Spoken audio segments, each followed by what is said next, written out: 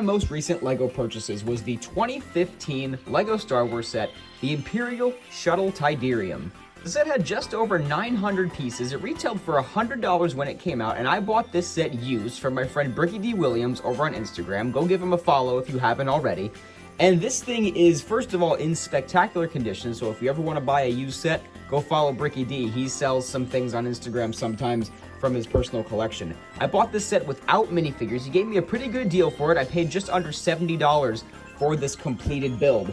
And I don't have the figures, so for this little showcase, I'll be showing off this set with some of the figures from the Ewok Village because they're very similar. But I just wanted to show you guys how this set holds up incredibly well for 2023 standards. And I just want to show you all the features of this thing while I have it built here. So as many of you know, this is not the most recent version of the Imperial Shuttle Tyderium. They did one in the beginning of, I believe it was 2021, where it was a much smaller scale version. You can only fit one minifigure in the cockpit and two minifigures in the compartment, and the dimensions were just a little bit smaller than this one. But this one is really a much more complete model. The biggest thing with the 2021 version was that this whole section underneath was open, but this is closed off from every angle, and the landing gear does fold out like so. My one con with this set is that when you have the landing gear open and you try to open the cockpit, it does tend to lean the set back a little bit when you just kind of go to open it. So that's like one of the only little cons about this build.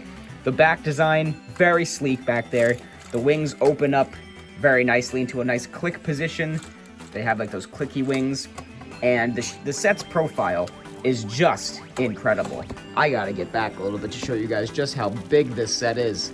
It's really incredible. It's an awesome looking vehicle for display. I'm very excited to try to display it like this as well. It does have some flick missiles on the side, some spring-loaded shooters. Hard to believe this was only the second year of spring-loaded shooters. And a couple sticker details here and there. The set does open up in a couple different positions. You get the cockpit up there with some sticker pieces for the minifigures to just sit in. And because I pulled out the minifigures, why not just put them in here like so? Just so you can see what they look like. I haven't even put minifigures in this cockpit yet. That's because I've just been so excited to play with the build that I haven't even put minifigures in the cockpit yet. And they fit in there just like so. Close them up, and hey, you can see them through the little windshield right there. That's really neat. Opening up the sides here, the sides flip open, as you can see over here as well. There are some sticker detailings in there. There's seating for 3 minifigures in there. It can be kind of hard to get a good angle on there. Let's just see if we can get in there a little better. There we go. We've got a little diagram of Endor up there, as well as a little stand for blasters and whatnot. And if you look on this side over here, there is a crate that opens up, and there are a couple of different little things inside there, like some thermal detonators and some cookies that Leia feeds the Ewoks.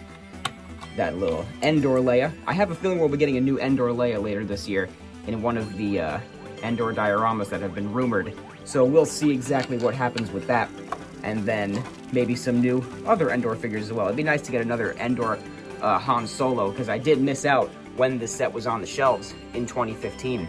The last feature I want to showcase is the door that opens up down here. It is just held in by gravity alone, and then you kind of just like turn this little Technic pin, and the door just kind of falls onto the Technic pin.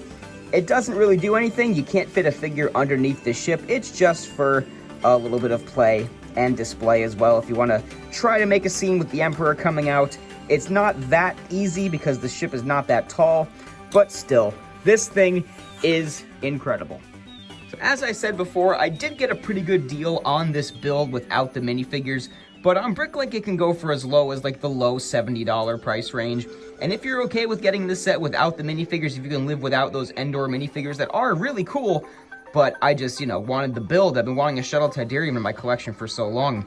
If you find a good deal for it used, I highly recommend you picking this thing up. You are not going to go wrong with having the best Shuttle Tyderium in this scale that LEGO has ever made in your collection. So thank you guys very much for watching. Leave a like if you enjoyed, comment down below, and go ahead and subscribe if you haven't. Thanks again. This has been Brian from Watermelon Studios. Peace out, guys.